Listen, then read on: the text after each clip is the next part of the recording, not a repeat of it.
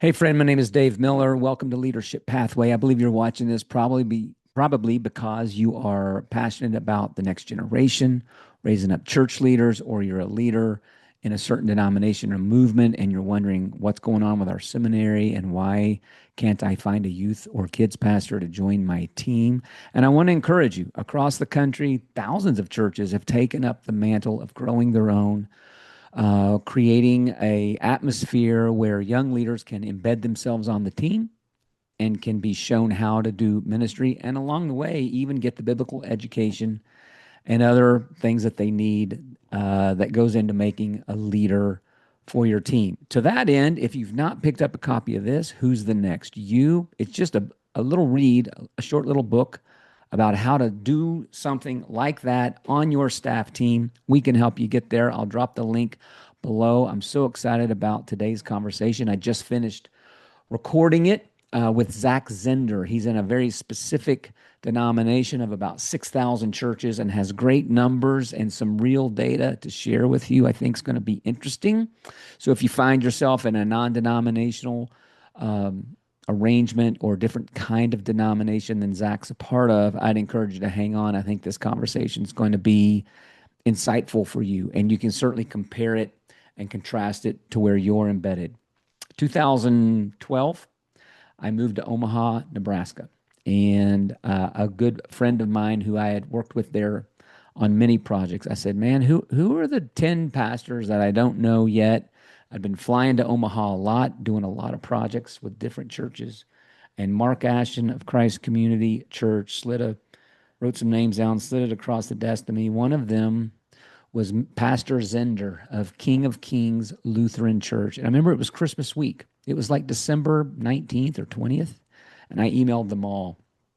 All of them, of course, said, "Call me in January. I'd love to have a coffee with you or something."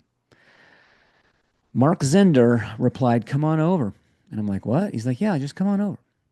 I pull up to King of Kings. I walk in. He ushers me. It's like the week he should be working on Christmas Eve messages and doing all sorts of things. And I sat down, and he was so gracious talking to me about ministry, about Omaha, about calling young people to do this with their life. He was so encouraging. And we placed many interns there through a small Bible college I was working with. And this conversation today for me, really, it starts back in my 20s with a buddy named Steve Young, who introduced me to a friend named Bill Woolsey, who introduced me to Joel Wetstein, who introduced me to Kip Fox, and a whole number of people in the Lutheran Church Missouri Synod. And there's been some significant conversations and friendships over those years. And today it's sort of like, I don't know, maybe this ends version one of all of these relationships over those, 20 plus years now. And maybe something new is getting ready to start with what Zach is talking about out of King of Kings, an organization called Hodos and an organization called Red Letter. We'll drop links to all of that below. But I hope you enjoy this conversation with Zach Zender from Omaha, Nebraska, one of my favorite places. It's quite surprising. Welcome to Leadership Pathway. Zach Zender, it's great to have you. It is good to be with you, Dave. We're just going to jump in, man. Introduce yourself. Where are you? What do you do? Zach Zender, and I'm in Omaha, Nebraska. And what do I do? Quite a bit of things, but few of the high level ones are I get to serve locally at a great church called King of Kings as teaching pastor, and kind of newly running our young adult ministry at King of Kings. And those are the primary things at King of Kings. I also have a discipleship ministry that my wife Allison and I started called Red Letter Living, and we create discipleship resources. Oh, there you go. You got our first book, Red Letter Challenge. That's So right. we create resources for the church to help them create some great disciples. I guess thirdly, started a new nonprofit this year called Hodos, and we can talk about that if you'd like. But it's a ministry designed for 18 to 29-year-olds in our Lutheran Church Missouri Synod denomination. Okay. So those are kind of the work hats that I wear as I try, even before all of those, to be a great follower of Jesus myself. to be a great husband and dad and all the other roles that I have. So, Let's go back. Age 18. I'm always interested in age 18 to yeah. 25. That's who we are dealing with usually. Like, how do people get into ministry, and how did this happen for you? Who was Zach in those years, and Yeah. how did the path unfold for you? Yeah, I'd say a couple key things with that that probably explain a little bit of the answer I just gave to you. And you said, "What do you do?" Listed multiple things, but started with the pastor identity from a career standpoint. And so I'm a fourth generation Lutheran Church, Missouri Synod pastor. So my dad, my grandpa, my great grandpa. I do think that there's something just innate in the blood, if you will, that you see many pastors' kids become pastors themselves. Not all, Well, but you see some. many pastors' kids do anything but become a pastor. I But know. I knew. that's a different That's conversation. that's kind of like the. It's going to be one of the two It's one or the extremes, other. right? Yeah. Yeah. So anyway, I'd definitely say that factored. I really felt called to ministry in high school years. That's really where I felt we had a great youth ministry at King of Kings, and really fell in love with Jesus there. Kind of ran away and had a moment when I was just turning 18. I just turned 18 and got into a really serious car accident that, from the outside, could have taken my life or severely altered my life. Mm. And it didn't do that. Instead, I just got like a little. You can't even tell unless you're really looking in HD. All Just a right. little scar underneath my chin. But it was a great reminder of me kind of prior to college because I was kind of like, oh, I feel like I should be a pastor, but I don't really want to be right now. Yeah. Yeah. And so that strategically came right before college and just really gave me a new look at life. And with the second chance of life, that thing that I was kind of running from all of a sudden became my dream. I want to do ministry. I want to do church. And it's neat once you kind of submit to the will of God, how that thing you were running from all of a sudden becomes your dream. And then it's Yeah. like, okay, but now I got 4 Yeah. years of undergrad, four Yeah. years of seminary, Yeah. and like I couldn't wait. And so that would be the number one thing I would say about 18 to 25. And so I did go into it, kind of knowing that, I mean, my major was pre-seminary. That's what I enrolled in the week after that car accident. So there ain't many things you can do with a pre-seminary degree except to be a pastor. Yeah. So that would be the one thing. The second thing, though, is I've always been wired entrepreneurially. Hmm. And so even growing up, like with dad, like collecting baseball cards and going to card shows and realizing it's better to be on the seller side of the table than it is the buyer side of the table. And I actually started in college at 19 years old. I worked at golf courses, always loved golf, and so I Okay. started a golf head cover business online where I'd buy golf head covers in bulk and sell individually. And I actually had that for 15 years, even as I Wow. started my first church was Oh, bivocational. how about And that? so have always been entrepreneurial. And I think that's been a piece of kind of the other things like, yeah, I want to be a pastor, but I've also sort of learned, if you will, kind of organically what it looks like to run a business, to have Yep. revenue and Yep. expenses, to Yep. understand the ups and downs that come from sales and what to Hmm. expect. But what I love about the kind of the extra stuff that I get to do now is it's very church focused, very disciple focused, very kingdom focused. Yeah. Not that God didn't have some cool stories through Yep. using golf head covers, Yeah. That's and right. I think there's awesome That's right. wisdom in all of the vocations that God gives to us. But anyway, I'd say those are kind of two key markers for me at 18 to 25 that kind of help describe a little bit of who I am today. Where were you? Where'd you do undergrad? Went to, yeah, in the Lutheran Church Missouri Synod, there's several Concordia Concordia. universities. And so Okay. I went to one. I was in Omaha at that time. There is a Concordia, Nebraska, but I Yeah. wanted to get out of Nebraska. So I went Sure. all the way up to Concordia, Wisconsin, up in Mequon, just north of Milwaukee. You didn't go to the one in Irvine, California. You went farther Yeah, what was I north. thinking? What was I thinking, right? Yeah, And then crazy. and you did seminary? Yep. So after university, went to Concordia Seminary in St. Louis. Okay. It's a 4-year program. We actually Wow. spent a little more than almost 6 years there because I was running Okay. that business. Yep. We started a college ministry at St. Louis University as well Okay. and had our first kiddo. And so we kind of slowed down that process just to kind of live in all those different roles. But yep. And then Okay. and then from seminary in St. Louis, Allison and I and our two boys, we planted a church in Mount Dora, Florida, just outside of Orlando. Orlando. We Okay. were there from 2010 to 2021. So a beautiful 11-year chapter where we got to see God do incredible things. And then Okay. about 5 years ago, yeah, we moved back to Omaha to serve at King of Kings, which is the church I Okay. grew up in. LCMS, Lutheran Church, Missouri Synod. What does it Yep. mean? What's it mean? Well, first of all, what's it mean to be Lutheran? Okay. Yeah. There's a, Yeah. I mean, we're embedded heavily over on the other side of the fence, over in the untethered, shallow end of the pool, non-denominational. I mean, I think most of us can find the Book of John. Well, most of us, if there's tabs, you know. Yeah, there you So, go. so I'm just like, what's it mean to be Lutheran? Let's start there. Because, and Yeah. It's here's a what's interesting: we're leadership pathway doing some work with King of Kings. Finally, it's only taken 12 years, and the first candidate, like, well, I think he'll struggle with Lutheran theology. mhm. And someone on my team's like, what is Lutheran theology? So this is where Yeah. we are. Give us Yeah. No, the it's if you that's could great. if you could draw it with stick figures, we probably would. But what's the difference between when you say Lutheran theology? What do you guys mean? Yeah, well, you are underselling the depth of many other great denominations and great theologians. So I'll just start with that, by the way. But to me, I always think, of course, would it be awesome if we were all one denomination and all united? 100%. It would be awesome. Uh, t- And so I totally agree with people that would say that, or I'm Christian before I'm a Lutheran, or before I'm a Methodist, or before I'm non-denominational. Yeah, totally get where people are coming from.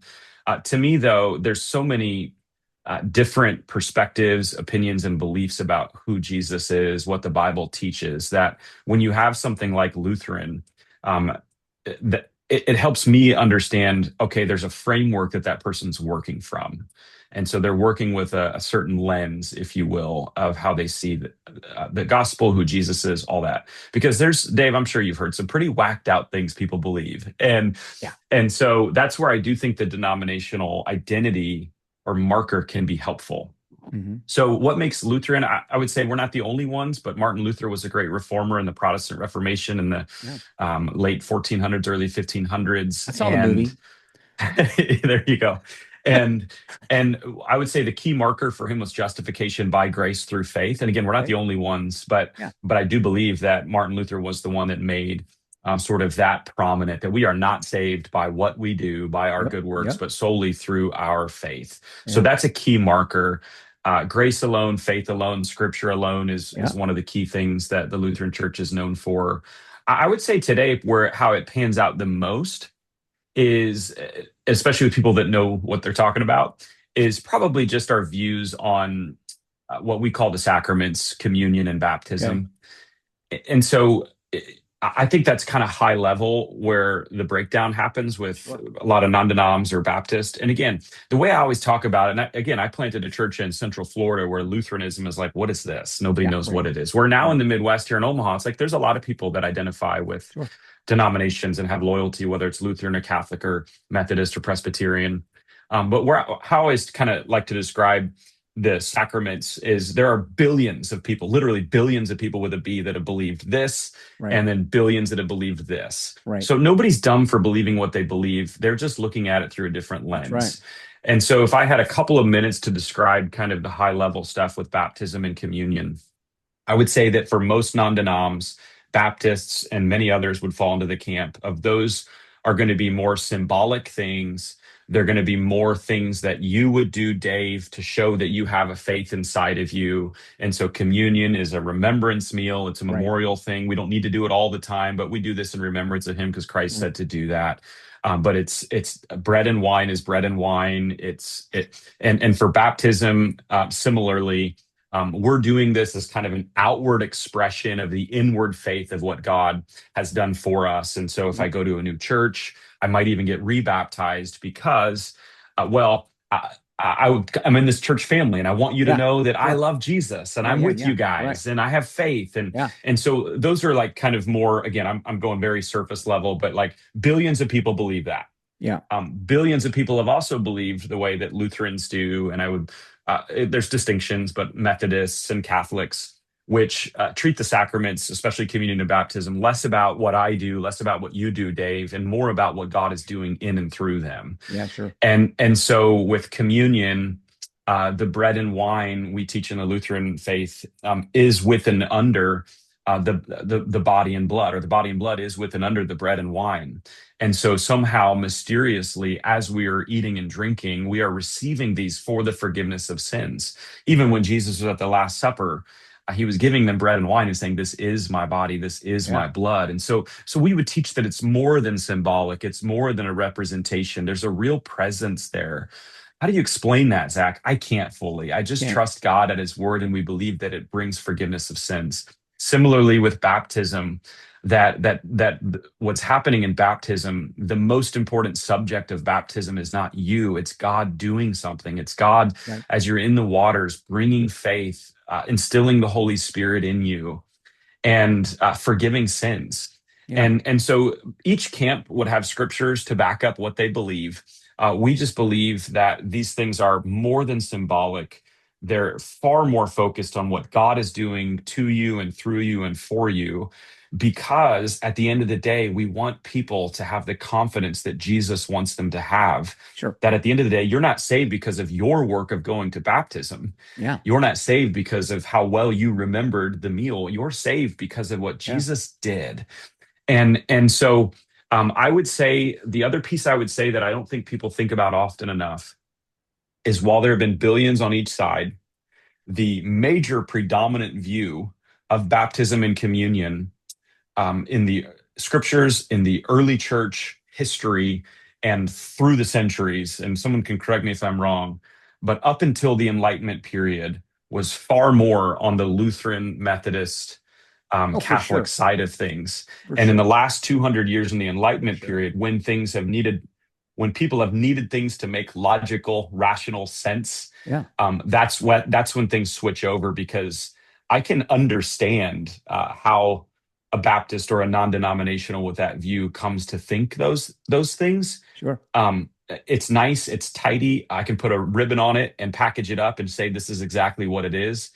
And my only caution for those people, and again, I want to celebrate what's happening. There's Mm-hmm. real things that Mm-hmm. are happening there Of that, course. yes, we may think and believe something different is Of course. happening. So I don't want to knock it, but I do want to kind of challenge and push back to say that if and when, especially in some of the more mysterious things of our faith, you feel like you've got a nice, tidy answer for everything, it might be, it Mm-hmm. might be that you've kind of made Yeah. God into your image and put him in a box. Listen, it was, Whereas, I mean, yeah, I'm with you. I mean, I yeah, think I was 26 years old. I was interviewing, I was living in Vegas at a non-denominational big mega church, and was trying to hire a buddy of mine named Steve Young, who's a professor at mm, Concordia now, yeah, 30 years later.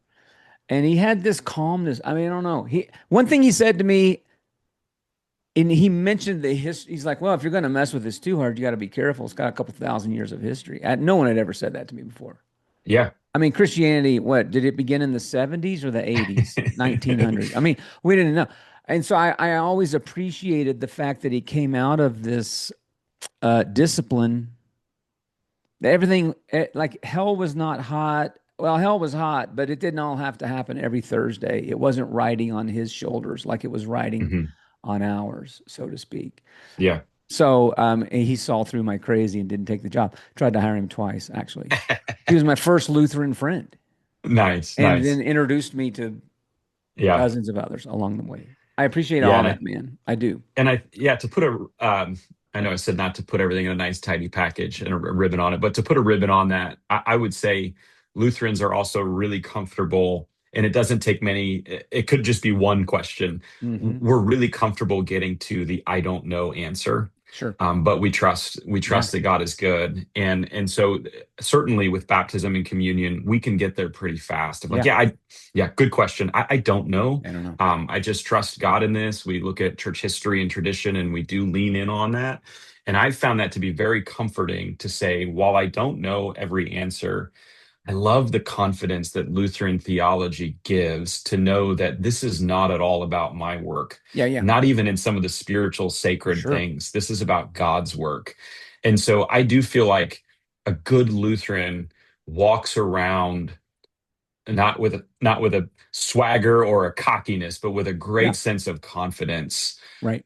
to know that I'm going to make mistakes today. I'm not going to get everything right, but thank For God it sure. rests on his shoulders. So Confidently, confident. I was going to say confidently dying, yeah, we use the which phrase, sounds so we're bad. we're saints and sinners simultaneously. So we're holy and blameless, and at the same time, we know we're jacked up.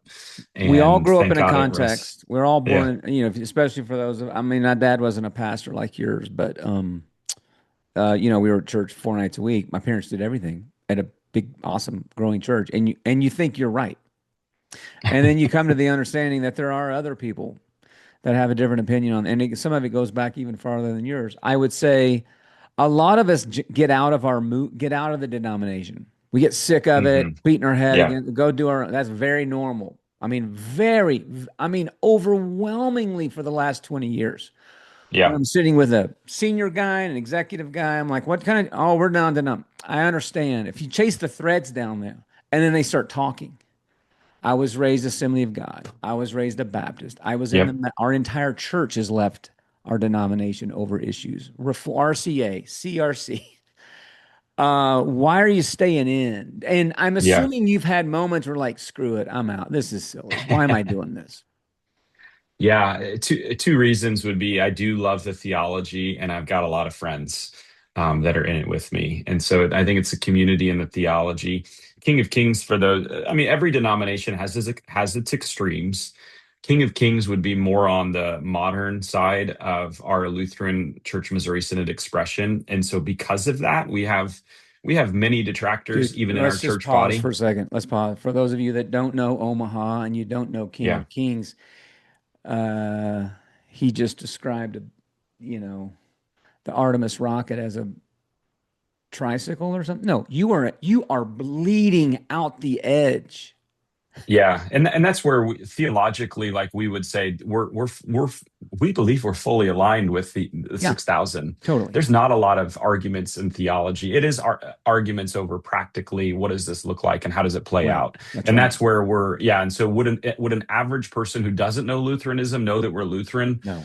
Maybe not, but would a LCMS person come to King of Kings and see that we're Lutheran? Probably, Yeah. because we're going to talk about the sacraments in the same Right. way that you and I just talked about them.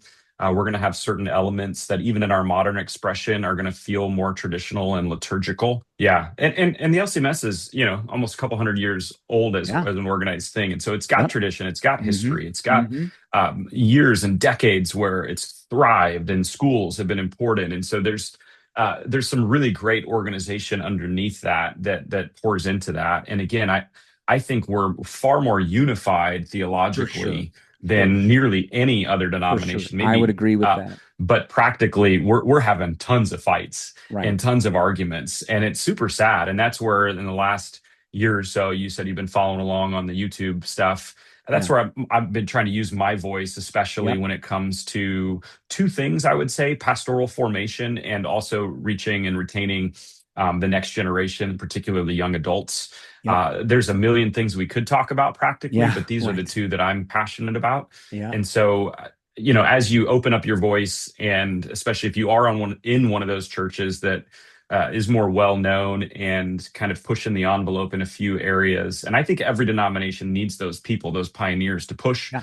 That's But right. obviously, not everybody's happy about that, and so when you ask why you stay, it's the theology and my friends, but there's a lot of people that that I'm aligned with that wouldn't like to be aligned with me anymore, and then that's challenging because So funny, my man. heart is, how do we do this better and stronger? How do we stay together and be a greater representation? Because Yeah. our numbers are in rapid decline, and we're not alone as a denomination, mainline denomination, in that. And I just think that decisions we make today can impact where we go in Yeah. the future. And if we're in rapid decline, like, now's not the time to just do the same stuff. Let's change it up. Let's Exactly. mix it up, and let's see what God does. Um, a few years ago, I was trying to find out what do churches pay an intern or a resident, right? And I was on the phone with Rich Birch of Unseminary. He's on our board. Yeah. And I'm like, yeah, man. I mean, I only got 100 people that replied. He said, you had 100? You had 100 people reply to a survey? Like executive? And I'm like, yeah. Oh man, if you've got 100 people who've applied, you're an expert. Zach, you had 1,000 people, 1,054 people, right? Reply to your survey about your church. What's the big thing that you learned? When was that? Was that a year or two Yeah. ago? Yeah. What did you Yeah, learn? late last summer, I did put I hear so much because I'm in so many circles in Yep. my church body with all the red letter stuff that I'd been doing Hmm. that I wanted to add my voice to the conversation, but I wanted to do it in a different way. I wanted to do it hopefully far less just kind of voicing my opinion and my views and more. I've always been a data guy. And so I launched what I called the State of the LCMS survey. I expected, yeah, maybe 100 people Yeah. to take that survey, and 1,054 Lutheran leaders, about half of those are pastors, took it. And number one, that shows me people passionately care about the LCMS. That's the positive side. But number two, it showed me, man, we got some issues we got to talk about. They wanted to give their opinions because a lot of them are struggling with the way our church is being run right now, with the Yeah. leadership, Yeah. but specifically with pastoral formation and reaching the next generation. And so that's what that really showed me is from the beginning of having these conversations, though, I've wanted to be like, I don't want to just be the guy that points out problems. I'm a solution guy. I'm an answer guy. I like to start things. I like to rally people, motivate people around the grace of Jesus. And so God laid it on my heart to invest in these conversations and to go into them and Mhm. to challenge issues and to talk about problems, but at the end of the day, to be someone that brings up a solution or some solutions.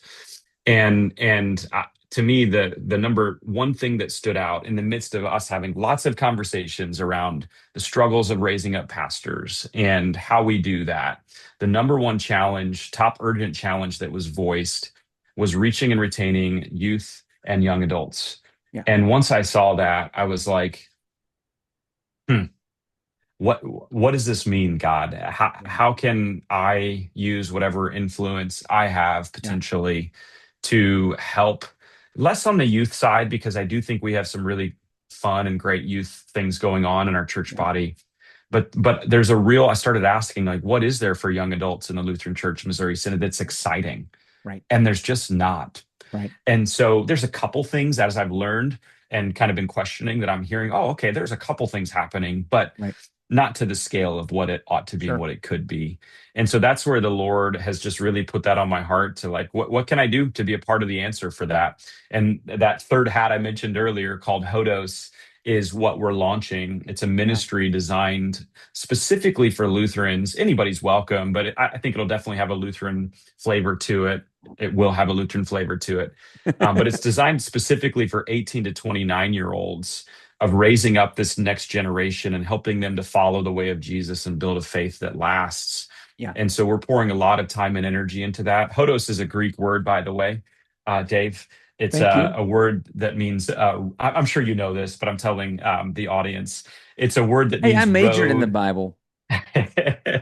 A word that means road or way or path. And so Okay. that's really what Hodos is trying to do, is to Cool. pave the way forward for the next generation. And so we're looking at doing something big and bold and hosting the first ever that I know of national Lutheran young adult gathering in the summer Right of on. 2027. Yep. And so we're putting a lot of energy and time and attention into that as kind of a catalytic event to launch the ministry.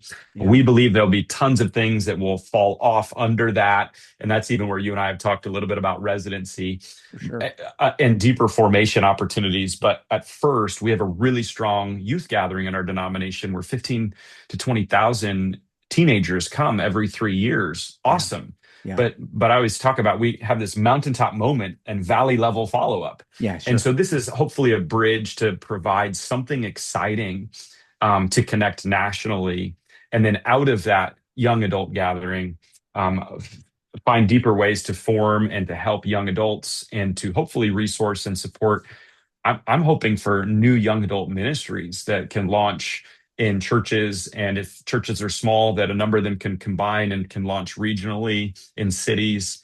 And so these are the sorts of things we're talking about as one that has hopefully tried to listen, have Yep. great conversation, challenge, but then through all of that, the greater idea has been, what are we going to do out of this? And that's what's come up right now, and it's got me really excited. So So 1,054 people reply to yeah, this survey of yours.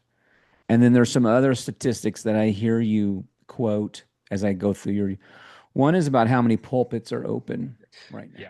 Yeah, so the LCMS is roughly 5,800 congregations right now, and for a lot of years we've been talking about 10 to 12% of those churches are vacant, meaning no pastor, which would have put you in the 600 plus range. Sure. Our Lutheran Witness just came out in February and What's a mentioned Lutheran Witness?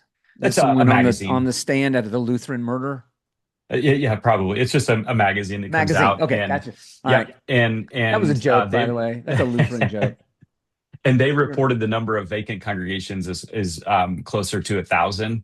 and so roughly about 18 to 20%. Okay. And that also includes, like, there's many of our Lutheran congregations that are served dual parish, which means a pastor is serving two For sure. parishes at the same time, and so we have roughly about 1,000 of our 5,800 congregations already vacant.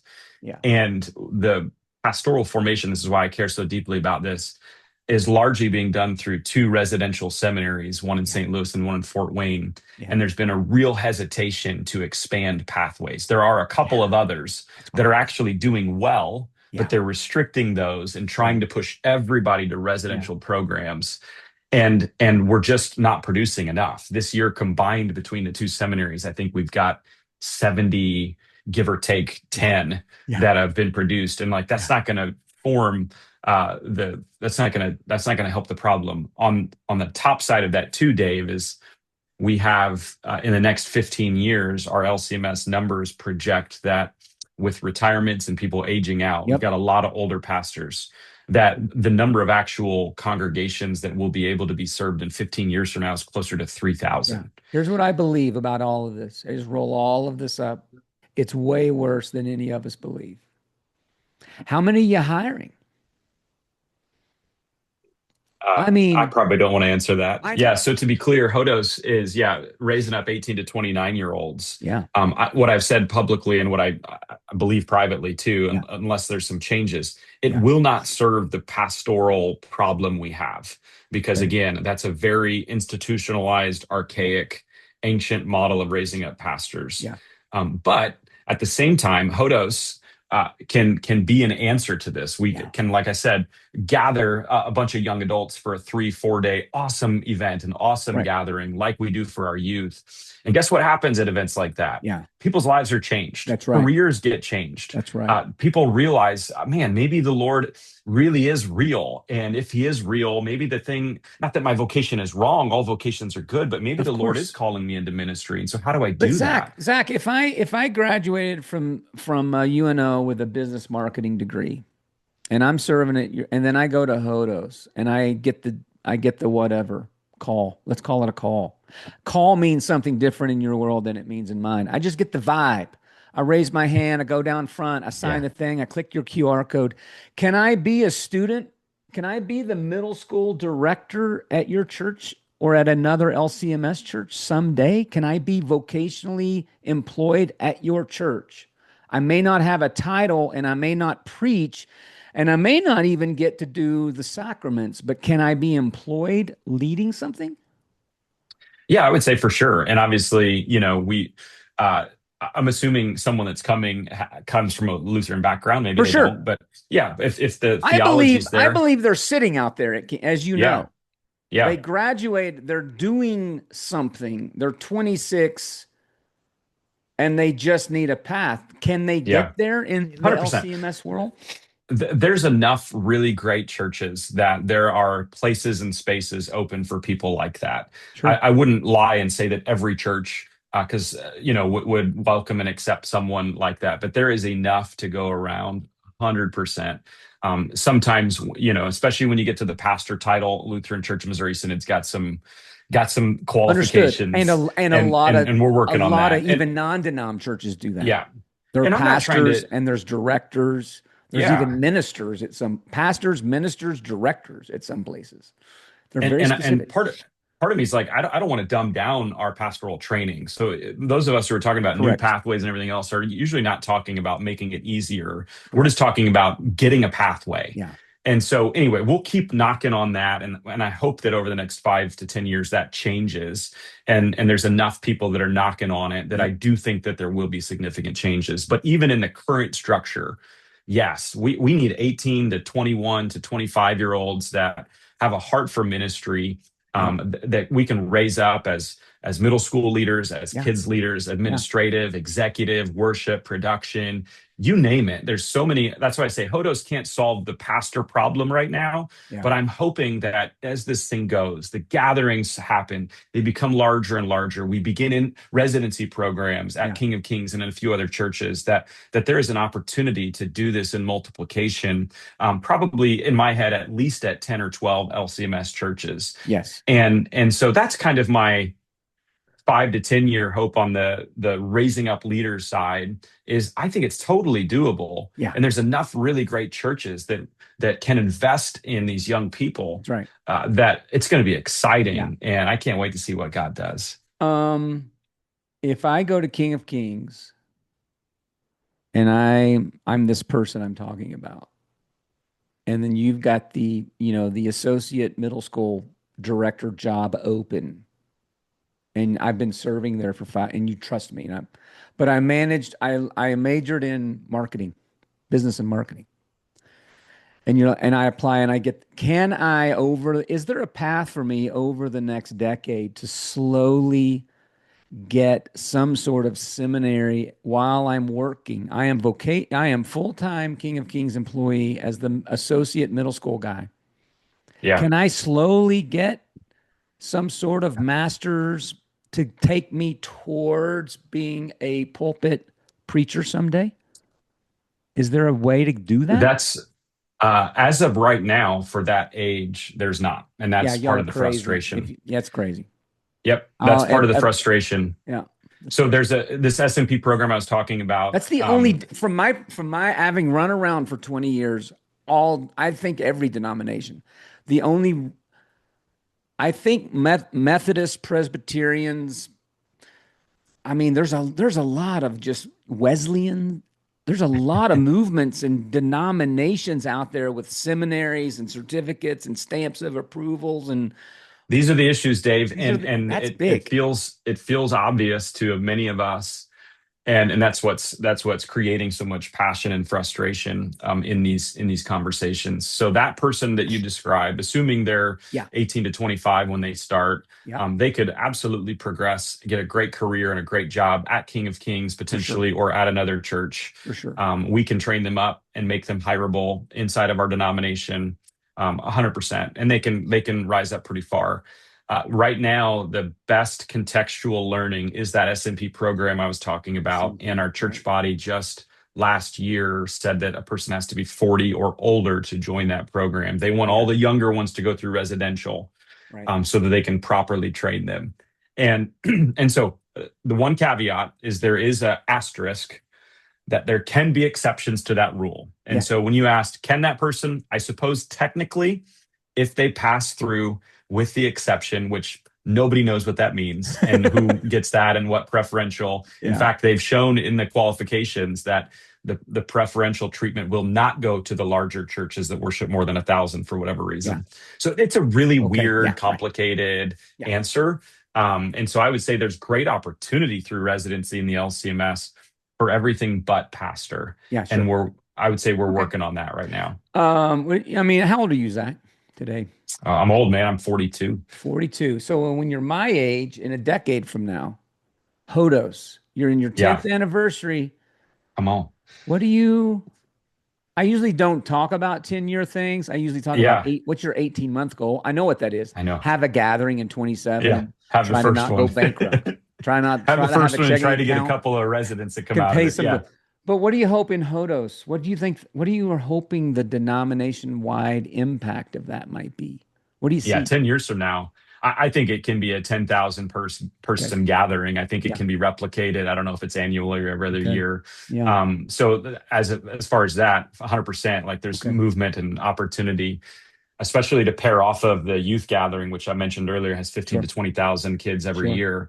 So I think that in itself is good. But I'm hoping 10 years from now that it really is the platform to connect young adults digitally, but also locally with Yeah. formation. Yeah. I'm hoping at resources ministries, and I'm Yeah. hoping that through Hodos, we have a residency program combined Yeah. and partnered with you guys Yeah. that can work in a dozen LCMS churches. For sure. And so I think we can be, if those dozen churches, let's just say each have 5 to 10 residents going through them, there's Yeah. no reason that a decade from now we can't have 60 to 100 Heck yeah. residents Heck yeah. that are providing a deeper bench for Right. churches that think like King of Kings in our denomination. That's right. And so that's my 10-year plan. I'm kind of wearing a lot of the hats. Like, I think Yeah. if this goes well, it actually Yes. helps the LCMS, it helps King of Kings. And it's really fun. Like, this is part of, like, you asked 10 years from now, part of me is like, the most fun is just dreaming it up and seeing what it becomes. And so Yeah. I'm kind of in dream world Well, right that is now. the fun part. Yeah. I'm 9 Actually years doing ahead of it's you. like, that's I a lot would of say the work. grind, the Yeah. grind of the next 10 years. We won't talk about that. Yeah. We won't talk about that. Hey, Red Letter Disciple. Yeah. I'm going to drop that down in the show Cool. notes. Hodos, there's a website now. It's live, isn't it? Yeah, Hodos Yeah. Way, Hodosway. I'm gonna HODOSWAY, drop that. hodosway.com. And then I would say too, I'll give you the link, Dave, that from the Red Letter side, we want to create great disciples. And that's where Excellent. Hodos and Red Letter link is, like, we're trying Yeah, to help create great absolutely. disciples. Absolutely. And our sort of niche in Red Letter world has been, we create 40-day challenges. They're kind of Yep. all in church experiences. So think individuals are reading books. The Love it. pastor's preaching the sermon series. We've Yep. got small group materials, guides and videos. We partner with Right Now Media, kids materials, Yep. Sunday school, kids church. We all whatever go you to call it. Saddleback out. We know what Yeah, this is. it's a perfectly designed 40-day turnkey that's going to Kidding. produce greater disciples. And so Love it. we've been doing that for 8 plus almost 9 years now, and we've worked Great. in more than 1,200, 1,300 churches Wow. now. Okay. And if a pastor's listening and they want a free copy of any one of our 40-day challenges, I'll give you the link for that. Fantastic. We send out free books to pastors if they want to check it out, and we'd Okay. love to partner and link up with a church. It's super fun to see the stuff click. That discipleship is not as complicated as people make it out to be. Yeah. It really is like learning from Jesus. Can you read what he says or hear what he says and put it into practice? And that's what our challenges really hone in on. Is it's going to challenge people to practically, literally do what Jesus said. And people are going to find that it's incredibly fulfilling to do that. So yeah, we'd love to partner with any churches on that side. And if any Lutherans are listening in, we'd love for you to connect with Hodos and send your young adults our way. We're getting ready to ramp up. June 25 is a big date. I'm not sure when this airs, Dave, but we're doing a live stream fundraiser where we're attempting to raise $1 million that night to fund the first young adult gathering. And we're also going to open up registration for the young adult gathering in 2027 on that night as well. So we're ramping up big. It's going to be awesome. All right. That ensures we're definitely going to post this before June 25th. I just forced you to put it up early. I got nothing else to do. Zach Zender, thanks a lot. Thanks.